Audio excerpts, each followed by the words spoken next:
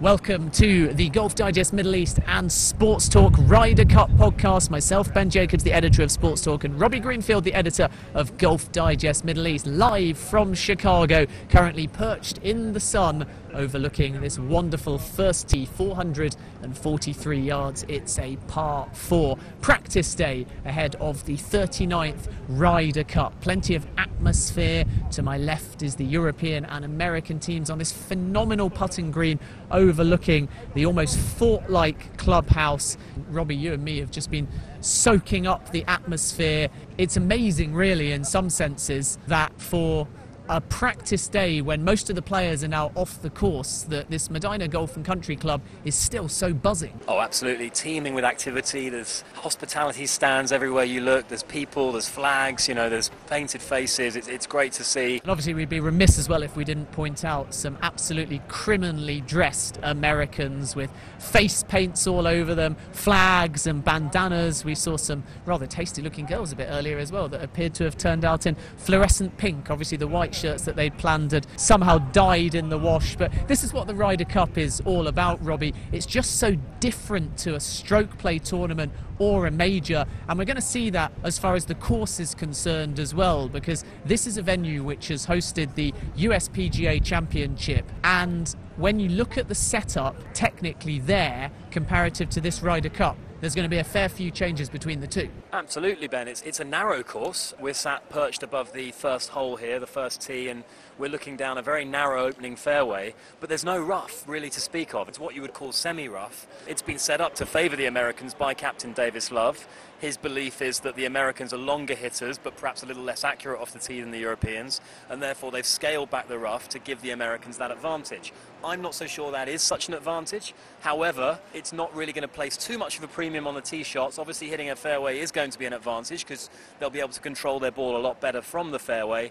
But this is all about, as you say, making birdies and spectacular drama. These holes are fantastically set up for theatrical golf and lots of birdies, and that's what the Ryder Cup's all about. It's not about a 72-hole grind. This isn't about a war of attrition. This is about a match play battle with birdies and eagles flying all over the place. And there's some fantastic match play holes as well, particularly the 15th and 17th. Of course, the matches might not quite reach 17 though, but Robbie mentioned the crowd a little bit earlier and that amphitheatre style atmosphere. It's a very claustrophobic course and the fans can get pretty close as they can at the majors as well. There's grandstands at most holes, and here are the thoughts of some of them. We wandered the course and accosted a few of them, and despite our best efforts to convince them that Europe were going to win, most of the Yanks were picking America. I'm Chris. Hannah. I'm Sherry. Good to speak to you. Now, let's not be fooled by the American accents, because I've heard that there's some European loyalty in this crowd. Oh, absolutely. My wife and daughter are huge Rory fans. So are you getting stick there for, because you're standing in front of me with a banner that says Tiger Woods? Well, I am a big Tiger fan, but I just want to see a great tournament, really. If it comes down to a half point at the very end, I would be super happy. But I want that half point to go to the Americans. Are you confident that the Americans are going to get it done on home soil? Yes, I do, because we do well on the singles, and the singles is the final day, and that'll make the difference. Now, Hannah, what is it you like about Rory? I don't know. I just think he's a really good player, and I like watching him when it's on. He is pretty cool to watch, isn't he? And obviously, the Ryder Cup has not just Rory from an Irish point of view, but you've got Graham McDowell as well, and in the past we've had Podrick Harrington too. So if you're fans of the Irish, the Ryder Cup and the European team in particular is fantastic to watch. We definitely like the Irish side, don't we? I have a feeling that Sergio is going to make a difference this weekend. I think he's the wild card. He played well up until last weekend, and he's great in the Ryder Cup. I think Sergio is definitely the wild card. He could get them going pretty good. And who have you managed, Hannah, to get autographs from here on this Medinah flag? I got Stricker, Dustin Johnson. Jim Furyk. Fluff. I also got Fluff, one of the coaches. And Webb Simpson. And I got Webb Sims. bad for a day's work. It's more than we've managed to get. We leave empty-handed, unfortunately. Well, guys, we'll let you get on. Enjoy the Ryder Cup. And Hannah, I hope you manage to get something in front of your neck which says R. McIlroy, because you're surrounded by American banners and that needs to change. When she turns 16, she wants to get a license plate that says Rory. Oh, yeah? But you won't let her get a tattoo or anything that says Rory? No, That's no, for sure. no.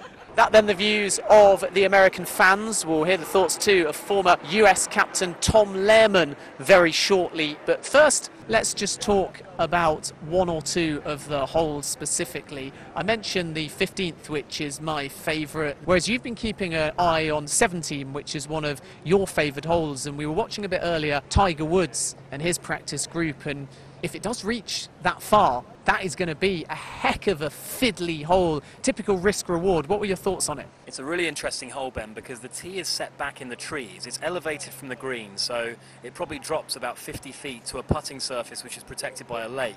And it's quite difficult for the players to gauge the wind because they are set back in the trees, and when they fire those balls out over the lake, they are going to get affected a little bit by the breeze. And as we saw with Tiger Woods earlier, he did miss the green quite badly to the right with his opening shot, had another go and went through the back of the green. So it's actually going to be a very challenging par 3, that, and I think a lot of the matches are going to be decided on that very hole. So that's one to certainly keep an eye on, that amphitheatre style par 3 17th.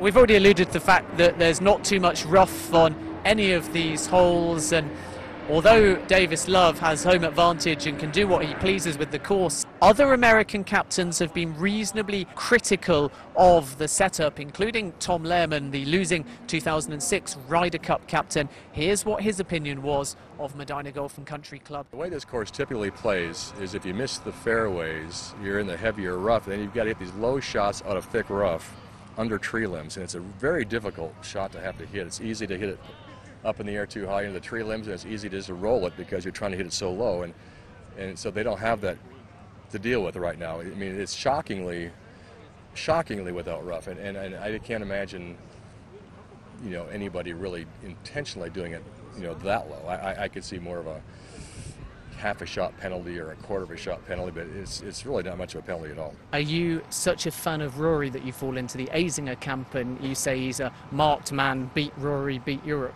I don't think you could ever make that mistake, and it doesn't even happen. I mean, I give a case in point, 2006, when Harrington was probably at the top of his game. I think he'd won, I'm not sure how many majors he'd won at that point, but just, you know, Harrington was I think easily by form the best European player. He went 0-5, and the team won by 9 points or whatever the final margin of victory was. So their top player didn't win a single point, and their team just amazingly just annihilated the U.S. team. So Rory is one guy, and whether he goes 0-5 or 5-0, it doesn't have any bearing on whether they win or lose, you know, because there's 11 other guys involved.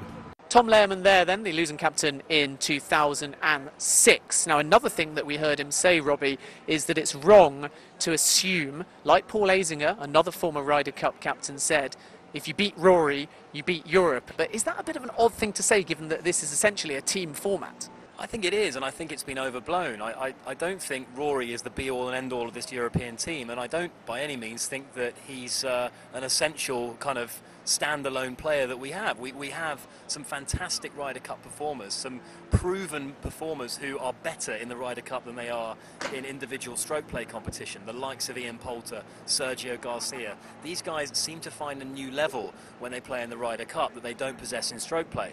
I think Rory is obviously our best player. He's certainly on red-hot form. He's been playing some fantastic golf and rightly being compared to the heyday of Tiger Woods of 10 years ago. The kind of golf that he's been playing of late has been absolutely phenomenal, and he will be an integral player for us. But I think it would be wrong for the Americans to think that if they manage to knock down Rory, it's a 12-man game, and I think it's going to come down to all 12 players. I would argue as well, if we're going to be talking about individuals, it's probably a bigger coup for Europe to be knocking Tiger out, particularly in the singles, than vice versa. But of course, it's not just the singles anyway. It's not a case of just talking about ones. We have to talk, for the first 2 days at least, about twos, because both Europe and America will play four balls and foursomes first. Now, as far as the Europeans are concerned, first of all, Robbie, the first 8 are, at least if Graham McDowell is to be believed, reasonably predictable. I think you can bet your mortgage on McDowell going out with Rory. It's almost certain that Justin Rose will play with Ian Poulter.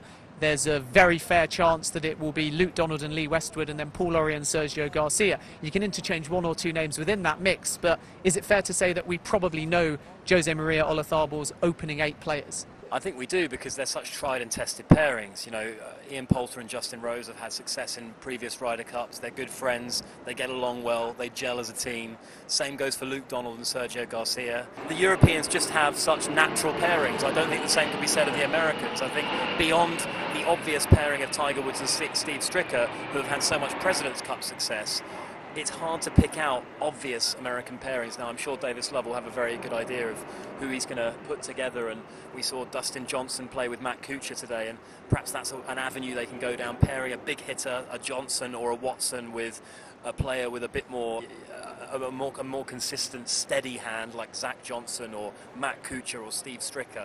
I think that's the way they're going to go. And perhaps Phil Mickelson, perhaps partnering one of the rookies like Keegan Bradley or Jason Duffner. I can see that being a natural pairing. So the Europeans certainly have the advantage from that side. So if they've got the advantage, the final question is, are they going to win? Well, I originally said the Americans would win, and I'm going to change my mind and say Europe look very good.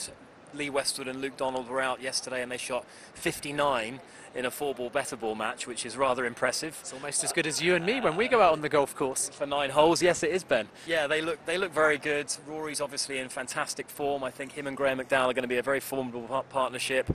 I think we can expect big performances as usual from Sergio Garcia and Ian Poulter. They've put in so many in the past. I think Olazabal will be an inspired captain. I think the spirit of Seve will be channeled through that team, and I think the Americans do tend to get bogged down by this weight of expectation, this desire to win so badly, and this schmaltzy ceremony that they go through. I mean, all this insistence that they're in the team room playing ping pong, and it just seems very put on and quite cheesy, if you ask me, whereas I think the Europeans have a natural chemistry and affinity with one another that I just think the Americans lack. 1 to 12, the Americans are stronger, but I think we will deliver from a team perspective, and I'm going to say that we're just going to sneak it.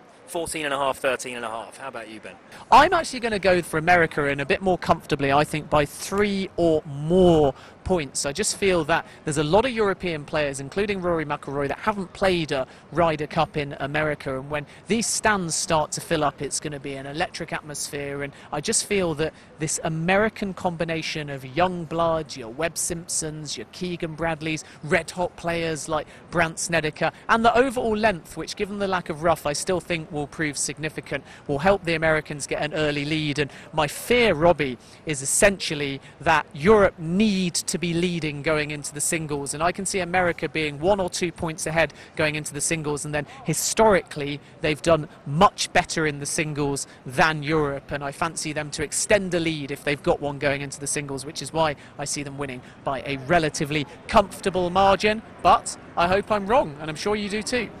We shall see, Ben, and I hope that I prove you wrong as well, and that I get to claim our own individual scalp when Europe collect the trophy on Sunday evening. Well, let's hope so. Robbie Greenfield, the editor of Golf Digest Middle East, thank you very much indeed. I'm Ben Jacobs, the editor of Sports Talk, and the two of us will be doing daily podcasts from Medinah Golf and Country Club during the 39th Ryder Cup. You can hear them on our Facebook pages, facebook.com/golfdigestme, or facebook.com/ME Sports Talk. Follow us as well on Twitter. Your personal handle, Robbie, is? It's Rob_Greenfield. And mine is at Jacobs Ben. Make sure that you tweet us if you've got any questions, and we will be back tomorrow with more from the 39th Ryder Cup. Until then, we're off to the golf shop to get some Ryder Cup attire, and thanks for listening.